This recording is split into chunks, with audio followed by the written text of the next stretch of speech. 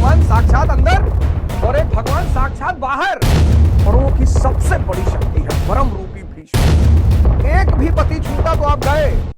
जय कितान, कितना बड़ा शक्ति है। जहां भी मन बाहर भागेगा तो उसको खींचकर वापस ईश्वर में। ध्यान, जो भी ध्यानी होगा उसके 5 पति होंगे। पहला पति होगा धर्म, दूसरा पति होगा अनुराग यानी अर्जुन, तीसरा पति होगा भाव यानी भीम, चौथा पति होगा नियम यानी नकुल, और 5वां पति होगा सत्संग यानी सहदेव।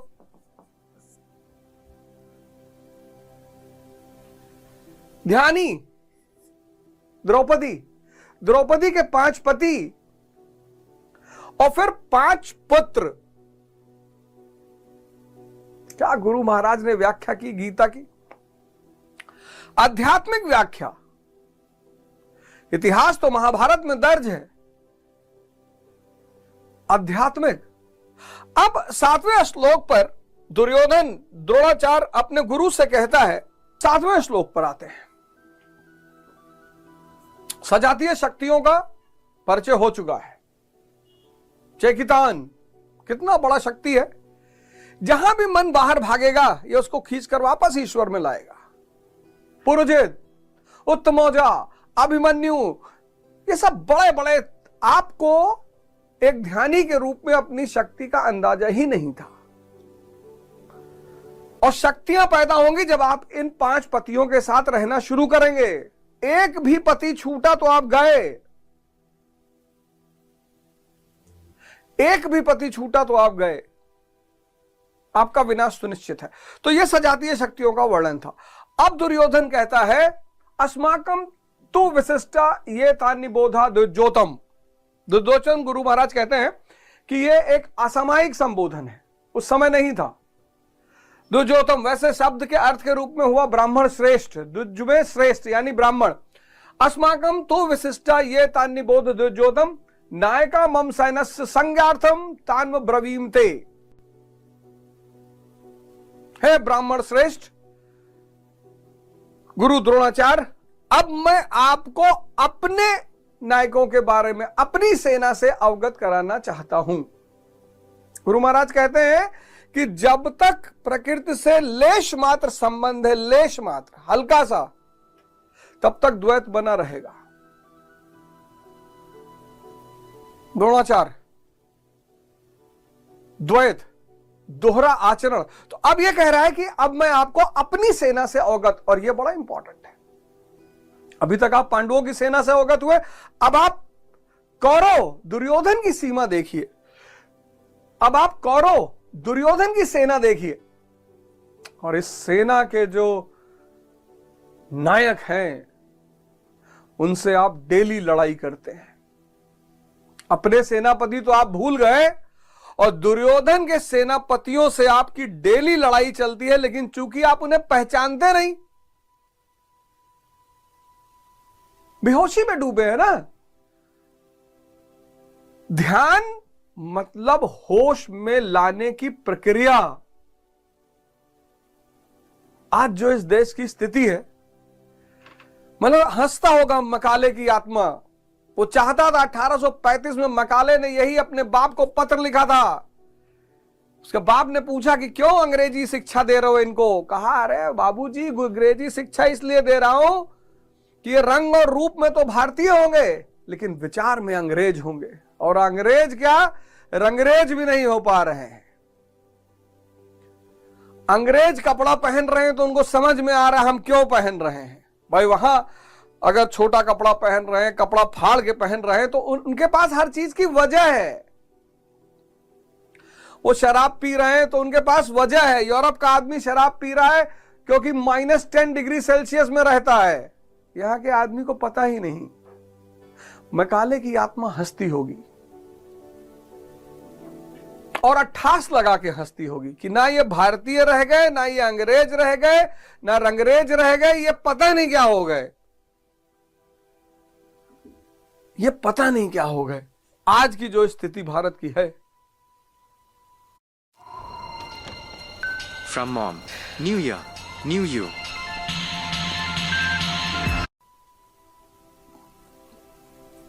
ध्यान अनिवार्य है जीवन में। ध्यान मतलब रोशनी। अंधेरा तभी मिटेगा ना जब आपके जीवन में रोशनी आएगी। तो अब ये अपने सेना के नायकों को दिखाने जा रहा है। तो दुर्योधन अब अपने सेना नायकों से आपको परिचय कराएगा। आप डेली उनसे लड़ते हैं, लेकिन चूंकि आपको पता नहीं तो जिंदगी नरक बनी हुई है। कहता है भावा भीमश्च कर्णश्च कृपश्च समित जन्य अश्वत्थामा विकर्णश्च सोमदत्त स्थतौ च। भावा भीमश्च कर्णश्च कृपश्च समित जन्य अश्वत्थामा विकर्णश्च सोमदत्त स्थतौ च।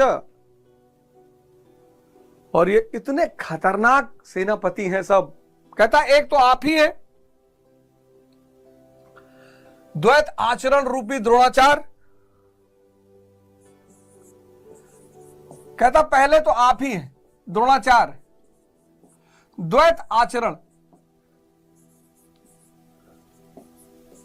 द्वंद्व। क्या पहले तो आप ही हैं। फिर है भीष्म।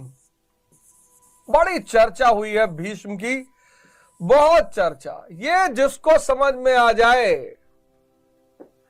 भ्रम रूपी भीष्म।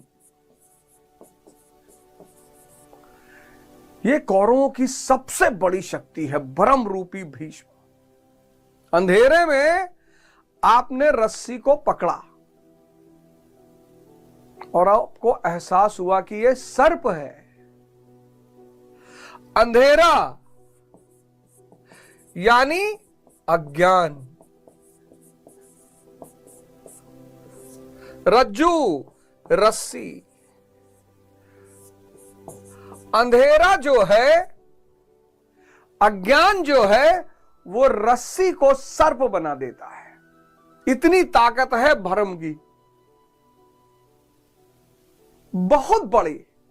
कौरवों की सबसे बड़ी शक्ति भ्रम रूपी भीष्म। ये भ्रम इतना ये जो अज्ञान है, ये रस्सी को, अंधेरा है अज्ञान, उस अंधेरे में ये जो भ्रम है, ये रस्सी को सांप बना देता है।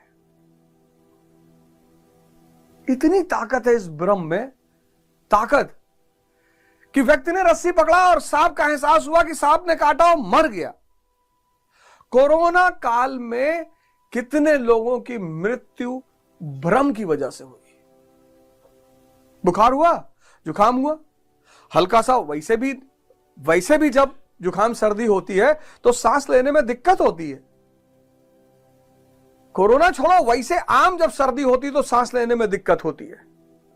और जिसको भी सांस लेने में दिक्कत हुई रात में, वो लगा कि कोरोना हो गया भैया, मर गए। व्यक्ति को लगता है कि झूले से मजा आ रहा है। भारतीय संस्कृति का एक बहुत बड़ा अंग है सावन में झूला। कितना गाना बना सावन और झूले पे। सावन के झूलों ने मुझको बुलाया, मैं परदेसी घर वापस आया। ये जो झूला है ना, इसी पर आज ज्यादातर वाटर पार्क बने हैं, डिज्नीलैंड बना है। और झूले की जितनी स्पीड होगी उतना मन शांत हो जाएगा। तो व्यक्ति को क्या लगेगा कि झूला से मजा आ रहा है। भारत के लोग दुबई जाते हैं झूला झूलने के लिए। भारत से लोग दुबई जाते हैं, सिंगापुर जाते हैं, हजारों रुपया खर्चा करते हैं, लाखों। यथार्थ गीता के लिए 200 रुपया देने में हालत खराब है। और मैंने आप सबसे निवेदन किया है कि कोई भी व्यक्ति जो देने योग्य है, जो नहीं है तो उससे क्या कहा जाए, जो नहीं है उससे तो कहा ही नहीं जा सकता, लेकिन जो देने योग्य है वो यथार्थ गीता जो लोग भी मंगा रहे हैं वो दान स्वरूप कुछ ना कुछ जरूर दें। इतना बड़ा ज्ञान आपको दिया जा रहा है। यह भ्रम है कि झूले से मजा आ रहा है। झूले से कोई मजा नहीं आ रहा है। झूला क्या कर रहा है, उसकी जो स्पीड है वो क्या कर रही है, वो आपके मन को शांत कर दे रही है। वो जो मन शांत हो रहा है उससे मजा आ रहा है। शराब या जितने भी टाइप के नशे हैं, नशा ही ले लो आप, ये क्या कर रहा है? ये जो सबकॉन्शियस है, सबकॉन्शियस, इसको शांत कर दे रहा है, ये मन को शांत कर दे रहा है। ये भ्रम है कि शराब से मजा आ रहा है, मन की शांति का मजा आ रहा है। स्त्री पुरुष जो भी है,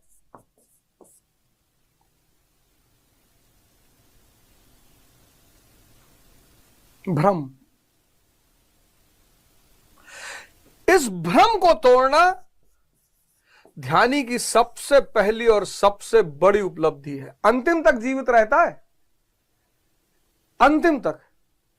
इच्छा मृत्यु का वरदान है इसके पास। अभी डिस्कस करेंगे उस इच्छा मृत्यु का क्या मतलब और इच्छा क्या है।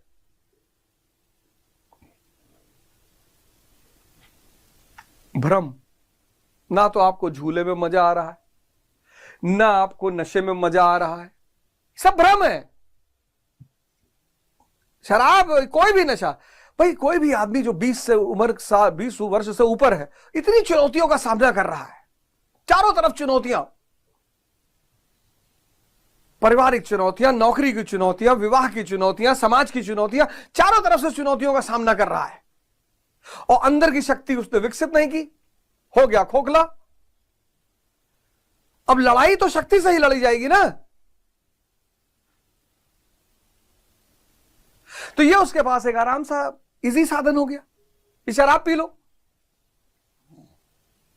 ये शांत हो गया, उसको लग रहा है शराब से मजा आ रहा है। इतनी बड़ी ताकत है भ्रम। यही पर्दा है, यही पर्दा है, इसी को इस्लाम ने पर्दा कहा। आत्मा और परमात्मा के बीच बस यही पर्दा है, इसी पर्दा को हटाना है। पर्दा नशी को बेपर्दा ना कर दूं तो अकबर मेरा नाम नहीं। महान वही है, अकबर यानी महान, महान वही है जो पर्दा नशी को बेपर्दा कर दे। कैसे? साधना से। तो पहला द्रोणाचार्य और दूसरा बहुत बड़ी ताकत भीम। फिर तीसरा कर्ण। ये कौन है? विजातीय कर्म के रूप में, विजातीय कर्म।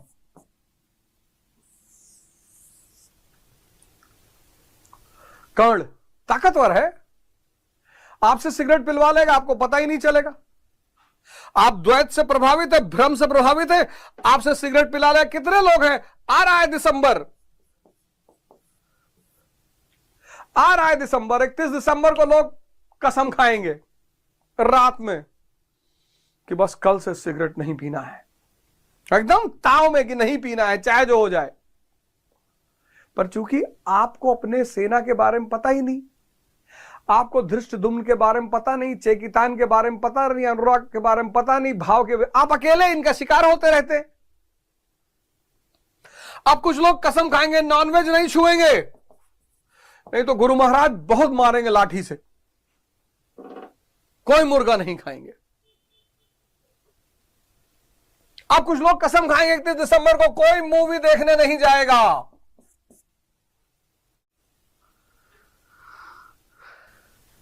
विजातीय कर्म है कर्ण, छोटा मोटा योद्धा नहीं है।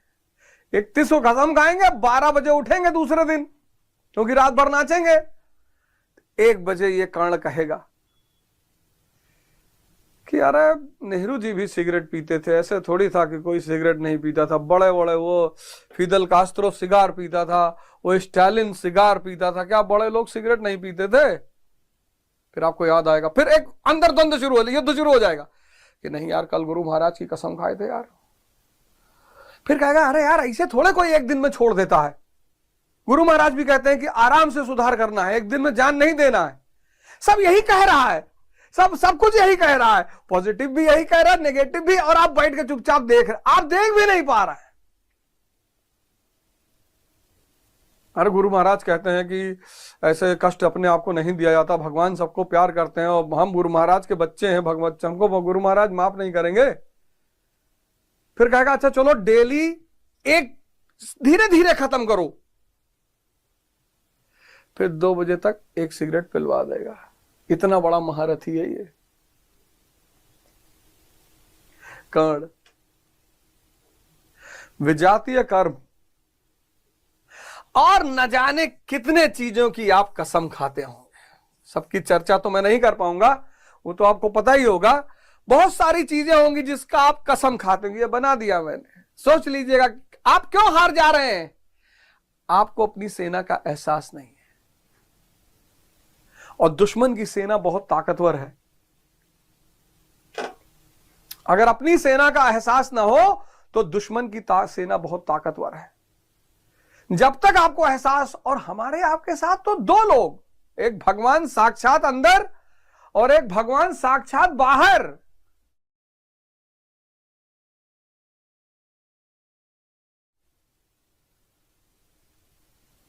अर्जुन के पास तो एक आदमी है, श्री कृष्ण। हमारे पास 2 आदमी, एक अंदर चेतना, एक बाहर महाराज अड़गड़ानंद।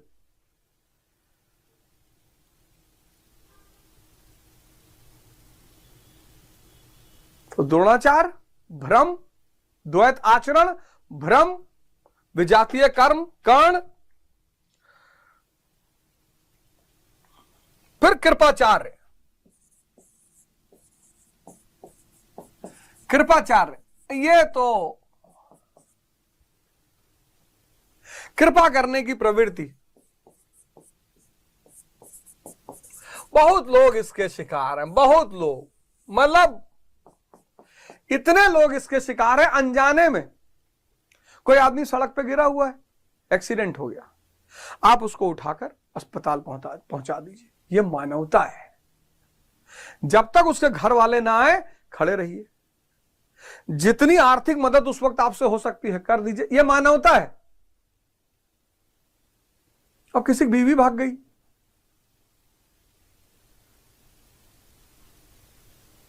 और आप उसके साथ दिन भर बैठे हैं कि नहीं भागना चाहिए था, और गलत बात है। बताओ, तुम 15 साल रखे अपने साथ और पाले पोसे बड़ा किए।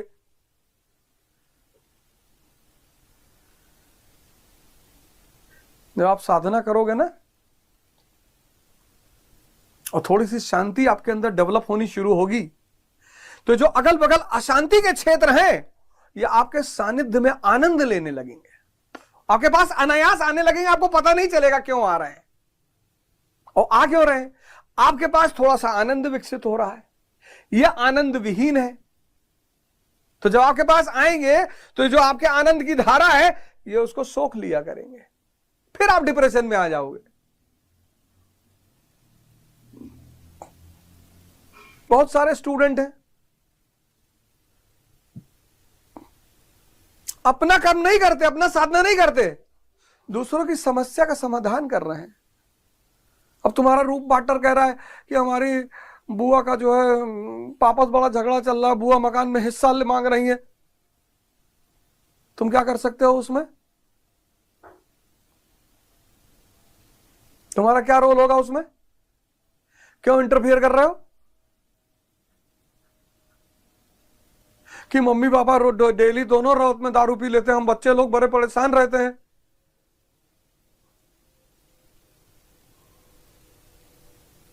किसी की मदद करो, वो भी अपनी सीमा में। संसार के दुख बांटने की कोशिश मत करो, नहीं तबाह हो जाओगे।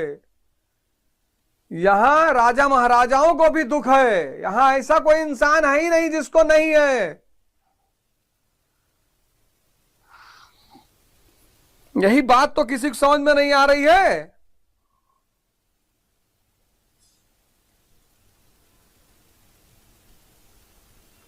अब सीता जी ने कृपा की, रावण आया सन्यासी के भेष में, कृपा दिखाई उन्होंने, भुगतना पड़ा। विश्वामित्र जी को भुगतना पड़ा। कितनी बढ़िया बात लिखी गुरु महाराज ने उसमें। लिखा, कृपा बिनु संत कसाई, और कृपा करी तो आफत आई।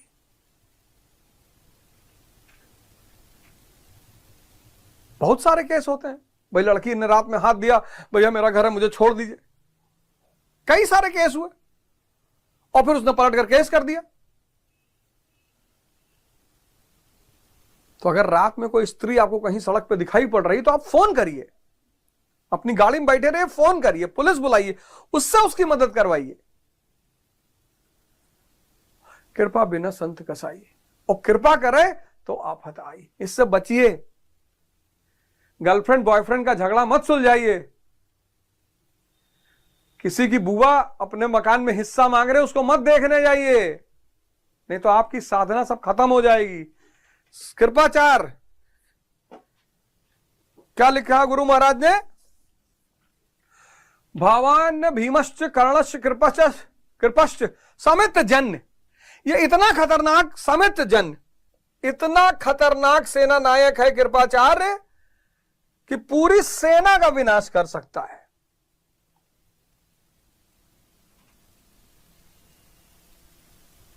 पूरी सेना को ऐसा फंसा देगा, आपको ऐसा उलझा देगा कि आप उस दलदल से निकल ही नहीं पाओगे।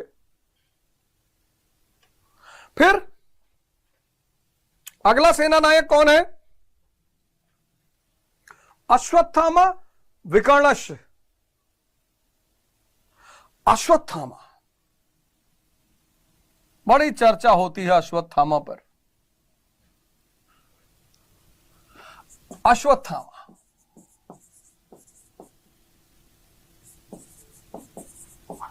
आसक्ति रूपी,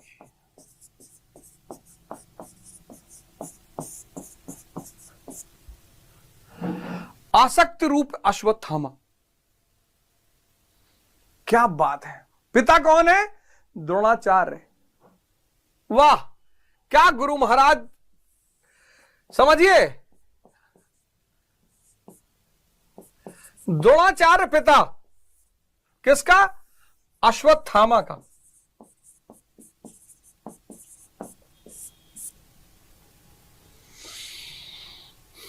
कौन है द्रोणाचार्य? द्वैत आचरण।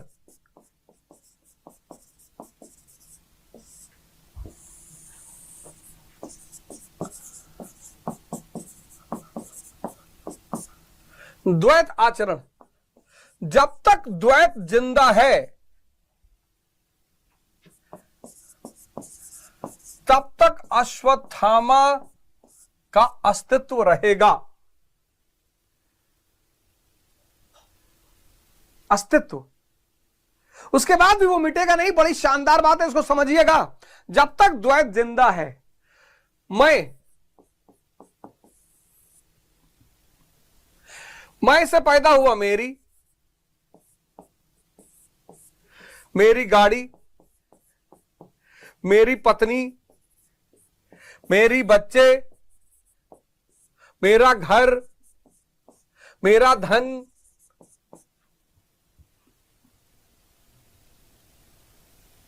आसक्ति। जब तक द्वैत जिंदा है, मैं मजबूत है। अब अवध ओझा जो है, पैदा हुआ 17 जनवरी 1972 शाम 4 बजे, जिला वाराणसी।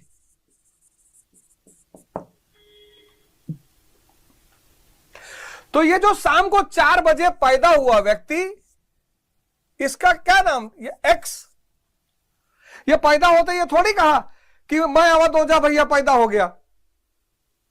ये तो एक्स पैदा हुआ, और फिर जब ये पैदा हुआ 17 जनवरी को, तब लोगों ने इसका नाम रखा अवध। देखो, ये नाम बाहर से दिया गया है, ये नाम लेके कोई व्यक्ति पैदा नहीं हुआ। जो भी व्यक्ति आप पैदा हुए, तो जब बाहर पैदा हुए तो आपने पैदा होते कहा कि मैं नरहरि, मैं श्यामलाल, मैं घनश्याम, मैं रावण दुबे, किसी ने कहा? यह नाम दिया गया अवध। फिर जैसे जैसे यह बड़ा हुआ तो इसको बताएगा कि यह तुम्हारा परिवार, अवध का परिवार, यह अवध का घर, यह अवध के बच्चे, अवध का धन। लेकिन ये जो पैदा हुआ था एक्स, जिसका कोई नाम नहीं था।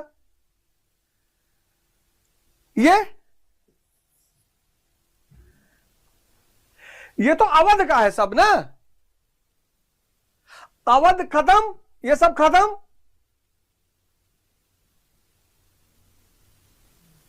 ये जो उस दिन पैदा हुआ शाम को 4 बजे 1972, जब पैदा हुआ उस वक्त तो उसका कोई नाम ही नहीं था। इसका सारा ब्रह्मांड है।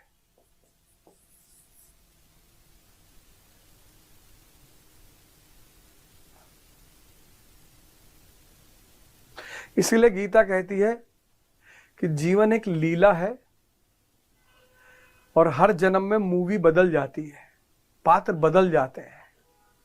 जब अभिमन्यु की मृत्यु हुई और अर्जुन ने कहा मेरा बेटा मर गया, अब मैं नहीं लड़ूंगा, तो कृष्ण ने कहा चलो मिला लाते तुम्हारे बेटे से। लेके गए स्वर्ग। तो जब स्वर्ग में पहुंचे तो अर्जुन भगे अभिमन्यु की तरफ कि बेटा। कौन हो तुम? अरे बोले मैं तुम्हारा बाप अर्जुन। अरे बोले यार बहुत जन्म में हम तुम्हारे बाप बने, जाओ यार फालतू वाला ड्रामा ना करो।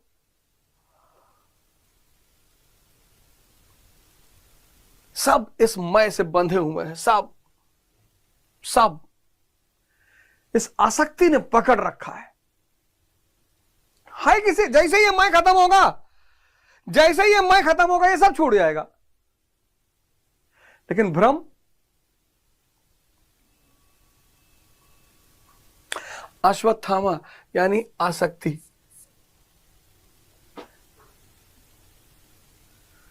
आसक्ति टूटेगी। पहले कौन गिरेगा? पहले भ्रम गिरेगा। जब भ्रम गिरेगा तब आसक्ति टूटेगी। जब आसक्ति टूटेगी तब द्रोणाचार्य मारा जाएगा। तो हाथी के रूप में घोषणा कराई गई।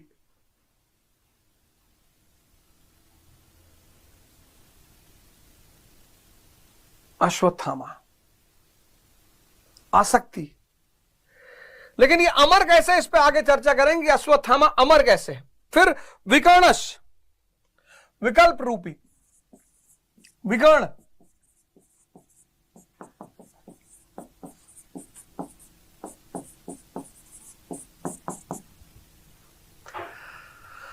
अब ध्यान साधना जैसे जैसे बढ़ती है तो शक्तियां भी बढ़ती हैं, रिद्धि सिद्धियां भी बढ़ती हैं। मतलब गुरु महाराज ने लिखा है कि अगर ऐसा आदमी अगर किसी बीमार के बगल से गुजर जाए, बीमार ठीक हो जाए। अब एक बीमार ठीक होगा तो 500 आपको घेर लेंगे, आपकी साधना सब खत्म।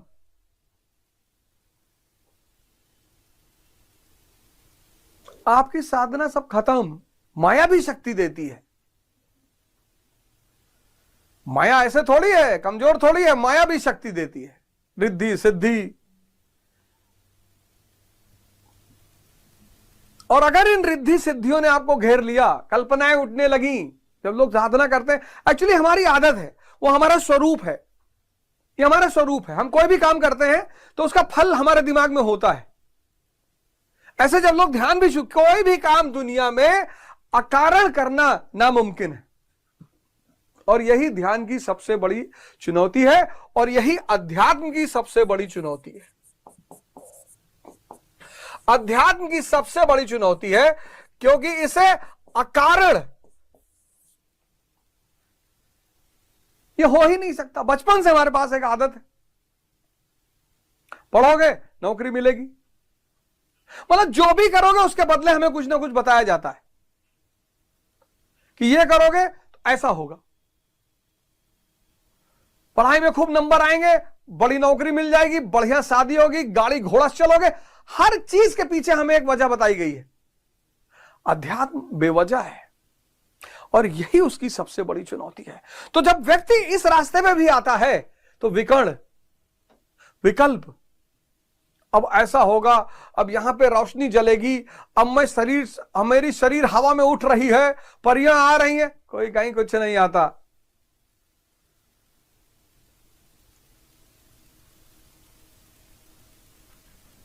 और जब थोड़ा हल्का हल्का सूरज निकलना शुरू होता है, उसकी शक्तियां अगल बगल दिखाई पड़ने लगती हैं। उसमें जो उलझा गया, खत्म। फिर भूरि श्रवा,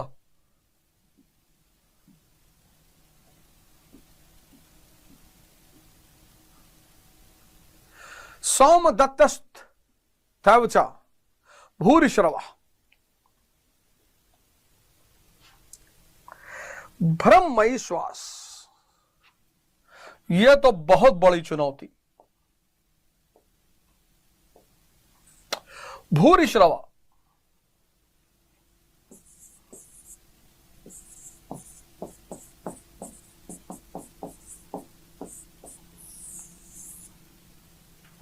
भ्रममयी श्वास,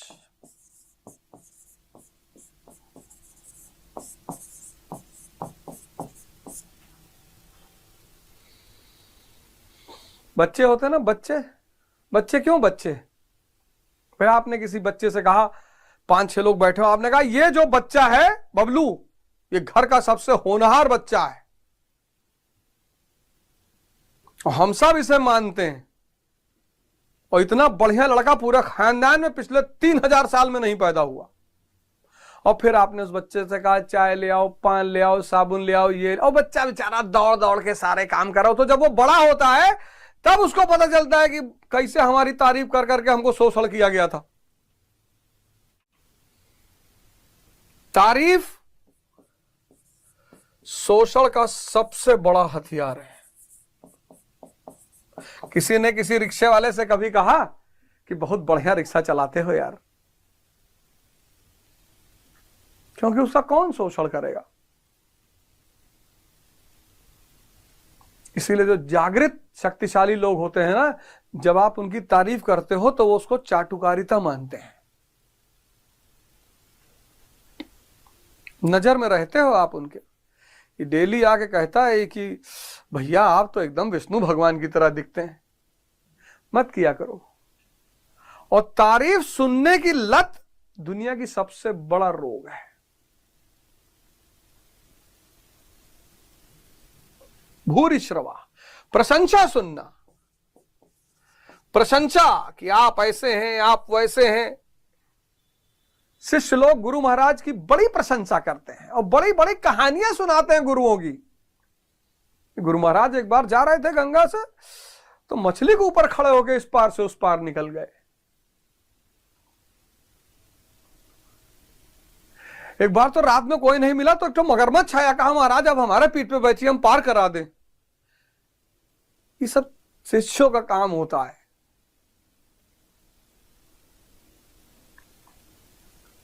ये दुनिया का सबसे बड़ा रोग है और साधना का क्षय करता है ये बहुत खतरनाक। तो पहला कौन? पहला कौरव की सेना का पहला सेनापति द्रोणाचार्य, द्वैत। दूसरा उससे भी ज्यादा खतरनाक भीष्म। तीसरा कर्ण, विजातीय कर्म। चौथा अश्वत्थामा। पांचवा विकर्ण। छठा भूरिश्रवा।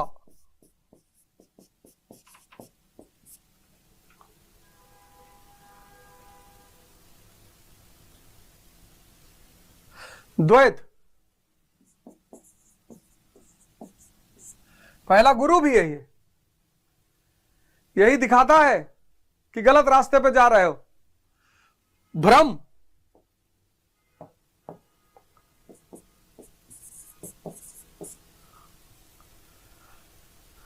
विजातीय कर्म,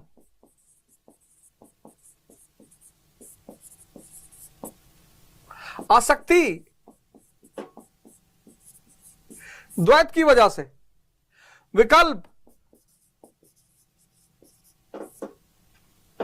प्रशंसा,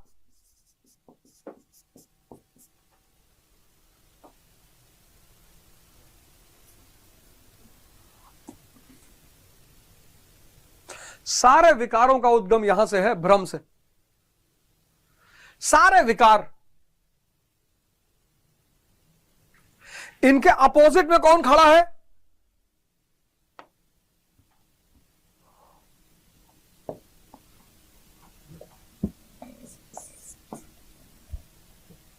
इनके अपोजिट में सेनापति है अर्जुन, अनुराग, भीम, भाव। अभी दोनों की तुलना की है गुरु महाराज ने आगे, भ्रम और भाव की तुलना। अर्जुन,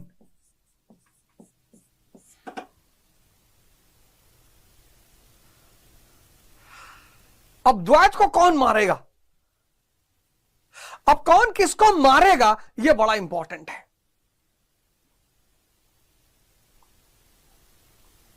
अब महाभारत के युद्ध में कौन किसको मारेगा, इसका भी ग्राफ बनाएंगे। भीष्म को अर्जुन नहीं मारेगा, भीष्म को शिखंडी मारेगा।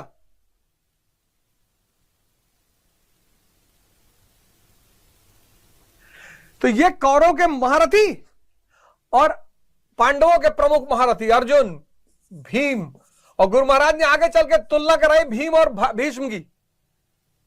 और चेकितान,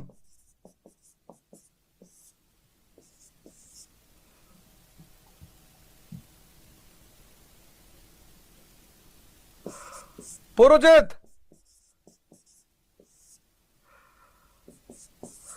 अभिमन्यु, अभयमन,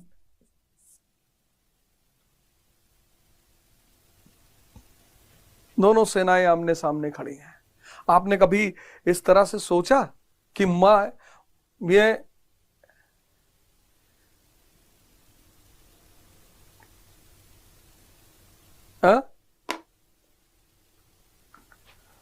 क्या परोपकार किया गुरु महाराज ने हम सबके ऊपर। हमें पता ही नहीं था, ना तो अपनी शक्तियां पता थी और ना ही हमें अपने विरोधी पता थे। कितना बड़ा ग्रंथ है गीता। ना तो हमें अपनी शक्तियां पता थी और ना हमें अपने विरोधी पता थे। किस पे काम करते हैं हम? तो आज का आदमी किस पे काम कर रहा है? मोटिवेशन पे। वो एक अलग शराब है।